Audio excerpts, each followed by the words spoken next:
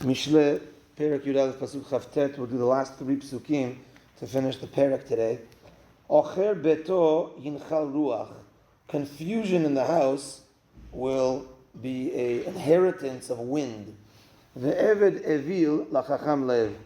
And a foolish slave will be under the wise-hearted. So the first explanation the Gaon of Vilna explains is if a person inherits from his parents, imagine like a family business, etc., but he doesn't take care of it properly, and there's confusion there. So confusion in that house is going to only, the next inheritance is just going to be wind. It's not going to be an actual business. It's not going to be something of value. And then what's going to happen is the Eved Evi Lachacham Lev, he's going to be a fool, and he's going to be under the wise person. He's going to need to ask him advices, etc.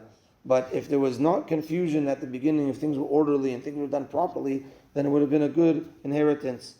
And he says this is also in reference to learning Torah and to teaching your children Torah. He says if a person has confusion in the home, meaning the home is not a home of Torah, he doesn't teach his children Torah, then what's the inheritance is going to leave for them? Nothing, the wind. And what's going to happen is they're going to be fools, and they're going to have to go to the Chacham to always ask everything and to try to learn if they're zocheh to want to learn, if they're zocheh to want to go to the Chacham. But teaching a person's children, and that's the proper inheritance. And he says also when the father passes away, they're going to remember the father even more because they learned with me, they taught me, etc. And this continues into the next pasuk. Pri tzaddik etz chaim. The fruit of the tzaddik is the tree of life. Ve'lokeach nefashot chacham. And the one that takes souls is the wise one. So he says that we spoke about children. Children, of course, teaching your children, that's going to be a continuity for the next generation. You're teaching them, and the zechuyot that you teach them, they're going to perpetuate that, and that goes on your merits. That's like a tree of life. You're still alive if you teach your children. But he says, talmidim, students, hem yoter tov mibanim, are even better than children. And therefore, if a person's lokeach nefashot, he takes souls, meaning he takes students, and he raises their soul up. So now, the person is limited to the amount of physical children he has. But students, he could have many. Lilmod ulelamed, lishmor v'lasot.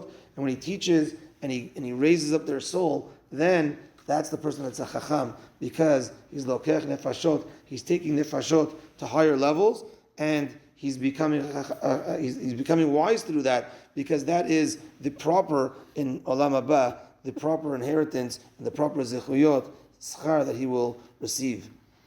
In the last pasuk of the perek, hen tzaddik ba'aretz yishulam, but that tzaddik gets paid in this world for the sins that he did.